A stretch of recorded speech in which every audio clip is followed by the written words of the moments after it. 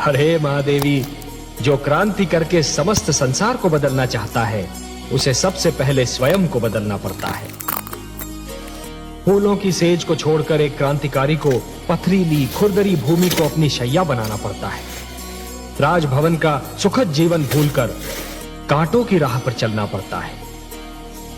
क्रांति की पहली मांग है त्याग, और त्याग की पहली मांग है सहनशीलता।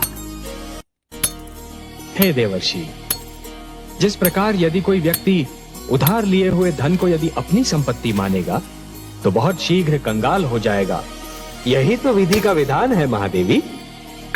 जो दूसरे को दुख देकर हंसता है, होनी उसे दुख देकर 100 बार रुलाती है। इसलिए दूसरों को दुख देने से पहले इतना अवश्य सोच लेना चाहिए कि यदि इसी दुख का वज्र अपने सिर पर गिरे तो क्या होगा। महादेवी, जिस प्रकार बिच्छू को यह ज्ञान नहीं होता कि उसका डंक केवल किसी और को नहीं स्वयं उसे भी चुभ सकता है, उसी प्रकार एक दुष्कर्मी को भी यह ज्ञान नहीं होता कि उसका दुष्कर्म स्वयं उसे भी हानि पहुंचा सकता है। महादेवी, मानव का जीवन शांत और सुखी बनाने के लिए ईश्वर ने उसके मार्ग में सहस्रों दीप जलाए हैं। उसके पास वेद, शास्त्र और अनेक अनेक धर्म ग्रंथ भेजे हैं, जिनमें जीवन के सिद्धांतों का वर्णन किया है, जीवन की सीमाओं की परिभाषा लिखी हुई है। महादेवी, जब कोई राजा या कोई सत्ताधारी वर्ग इस भ्रम में पड़ जाता है कि वो केवल एक राजा है, एक स्वामी है, और ये भूल जाता है कि वो प्रजा का सेवक है, प्रजा का रखवाला है, जब सत्ताधारी वर्ग सिद्धांतों को प्रतिबंध समझकर और सीमाओं को रोक समझकर उन्हें तोड़ने का प्रयास करता है, तो वो निरंकुश बनने लगता है, और तभी सारी उलझनें उत्पन्न होती है। महादेवी, मैं मानव जीवन की उस विडंबना के विषय में विचार कर रहा था कि मानव कभी कभी बनना कुछ चाहता है और परिस्थितियां उसे कुछ और ही बना देती है।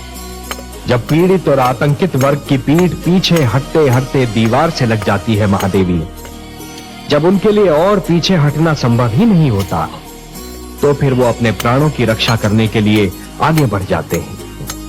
क्या आपका संकेत रण का पुत्र राम की ओर है? हाँ महादेवी, देखिए ना, मेरे इस अंश ने प्रथम बार पूर्ण मानव के रूप में जन्म लिया, और वो भी एक विद्वान, एक गुरु, एक आचार्य के घर में, एक सुशील नारी की गोद में जन्म लिया। उसके रूप में मानव समाज को एक विद्वान, एक गुरु और एक आचार्य भी मिल सकता था, परंतु परिस्थितियां उसे योद्धा बनने पर विवश कर रही हैं। महादेवी, उसके हाथ से पुस्तक छीनकर उसमें शस्त्र थमा रही है। जो दोनों हाथों से ज्ञान लुटा सकता था महादेवी, उसके दोनों हाथों में धनुष और बाण पकड़ा दिए परिस्थितियों ने। सत्ताधारी वर्ग की निरंकुशता दमन को जन्म देती है।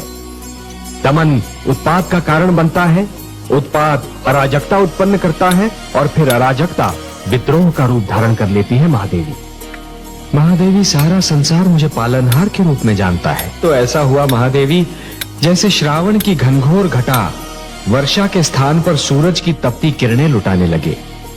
ये तो परस्पर विरोधी बात हुई ना महादेवी। ये मैं बार बार यही कहता हूँ कि कभी किसी को किसी का बुरा नहीं सोचना चाहिए, क्योंकि जो भी व्यक्ति किसी और का बुरा सोचता है, अंत में उसका भी बुरा हो ही जाता है। जो भी व्यक्ति ये समझते हैं कि ये तंत्र मंत्र, ये सर्वनाश और अंधकार की शक्तियां केवल किसी और को ही क्षति पहुंचा सकती हैं, तो वो उनका भ्रम है। सत्य तो ये है महादेवी कि जो ईश्वर के सच्चे भक्त होते हैं, जो स्वयं ईश्वर पर संपूर्ण विश्वास करते हैं, ये तंत्र मंत्र की शक्तियां उनका बाल भी नहीं बांका कर सकती। इस प्रकार द्वेष और घृणा का मारा व्यक्ति पड़ोसी के घर को जलते हुए देख ये भूल जाता है कि उसी अग्नि की लपटें स्वयं उसका घर भी जला सकती हैं। उसी प्रकार जो व्यक्ति तंत्र मंत्र में विश्वास करता है, वो ये भूल जाता है कि यही तंत्र मंत्र की शक्तियां स्वयं उसका भी सर्वनाश कर सकती हैं। हाँ देवी, कि जिस प्रकार जब एक पुरुष भटक जाता है तो केवल एक ही व्यक्ति भटकता है, परंतु जब एक नारी के पैर डगमगाने लगते हैं तो समस्त परिवार डगमगा जाता है। उसी प्रकार जब एक शिष्य भटकता है तो केवल एक ही छात्र भटक जाता है, परंतु जब एक गुरु भटक जाता है महादेवी, तो समस्त छात्र समाज भटक जाता है।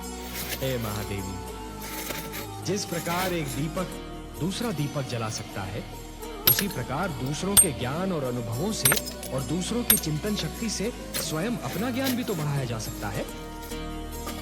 महादेवी, किसी भी व्यक्ति को तैरना तभी आ जाता है जब वो जल में गिर जाता है।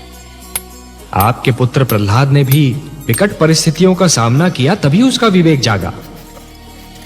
जिस प्रकार कुंदन बनने के लिए सोने को पहले अग्नि में तपना पड़ता है, उसी प्रकार किसी भी व्यक्ति को अपनी भीतर की क्षमताओं को जानने के लिए परीक्षा की अग्नि में तपना पड़ता है महादेवी। इसका सारा श्रेय तो दैत्य गुरु शुक्राचार्य को जाता है महादेवी, और इसी से उनका अस्तित्व भी सिद्ध होता है। मैंने आपसे कहा था ना कि दैत्य गुरु शुक्राचार्य बाहर से दिखने में कितने ही स्वार्थी और दुर्गुणी क्यों न दिखाई दें, परंतु भीतर से ज्ञान का भंडार है। नीति शास्त्र में आज भी उनके समक्ष कोई नहीं ठहर सकता।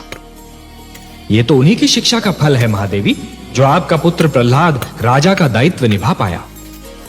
महादेवी, जिस प्रकार एक कृषक लहराते हुए खेत को देखकर प्रसन्न तो हो जाता है, परंतु उसके मन में एक आशंका रहती है कि क्या अगले वर्ष भी खेती यूं ही लहराएगी या सूखी रह जाएगी। मेरे मन में भी यही आशंका है महादेवी कि प्रहलाद की बनाई हुई परंपरा उसकी अगली पीढ़ियों तक बनी रहेगी या नहीं। हाँ, मेरा पौत्र विरोचन अब युवा होने वाला है। देखते हैं वो अपने पिता से कौन से गुण प्राप्त करता है। प्रहलाद की एक परीक्षा यह भी होगी कि जिन आसुरी प्रवृत्तियों को उसने बदल दिया, क्या वो उन्हें दोबारा उभरने से रोक पाता है। और क्या किया दुष्ट विरोचन ने? उस अधम ने तो हमारी पूजा बंद करवा दी थी। आप तो देवता हैं, आपको तो यह ज्ञात होना चाहिए देवराजेंद्र कि पूजा किसी के प्रति स्नेह और श्रद्धा की ऐसी भावना है जो यदि मन में जन्म ले तो कोई उसे दबा नहीं सकता, परंतु यदि मन में जन्म ना ले तो कोई उसे उत्पन्न भी नहीं कर सकता।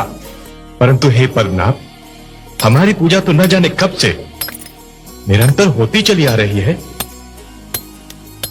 यज्ञ में समिधा डालते हुए नाम लेने को आप पूजा कहते हैं देवराजेंद्र?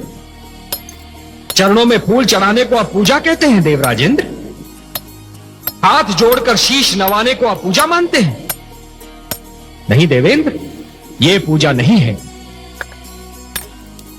पूजा तो दिखावा ना करने का दूसरा नाम है। अच्छे विचार है पूजा, अच्छे कर्म है पूजा, दूसरों की सेवा और परोपकार का दूसरा नाम है पूजा। केवल अपने लिए नहीं, अपने चहु ओर बसे हुए संसार के लिए जीना, यह है पूजा। किसी और की पीड़ा में तड़प उठना है पूजा, कि आप पूजा, पूज्य और पुजारी के अर्थ को ही भुला बैठे। और इसीलिए है देवराजेंद्र, जिस प्रकार अपने मार्ग में चट्टान को खड़ा पाकर नदी की धारा अपनी दिशा को बदल लेती है, उसी प्रकार आपके इस अहंकार को देखकर मैं भी आपसे अपना मुख मोड़ रहा हूं। हाँ महादेवी, निस्संदेह यह निर्णय बहुत कठिन होगा, परंतु यह एक अवसर भी तो है पुत्र प्रहलाद के लिए यह जानने का कि पिता प्रहलाद और राजा प्रहलाद दो भिन्न भिन्न व्यक्तित्व हैं। जिस प्रकार योग्य तोल के लिए तुला के दोनों पलड़ों का संतुलित रहना आवश्यक होता है, उसी प्रकार प्रजा का न्याय करते समय राजा का भी संतुलित होना बहुत आवश्यक होता है महादेवी। सिंहासन पर बैठने के उपरांत एक राजा को यह जान लेना चाहिए महादेवी कि अपने परिवार और अपनी प्रजा के साथ उसका संबंध एक समान है। वो ना तो किसी का पिता है, ना किसी का पुत्र और ना ही किसी का भ्राता।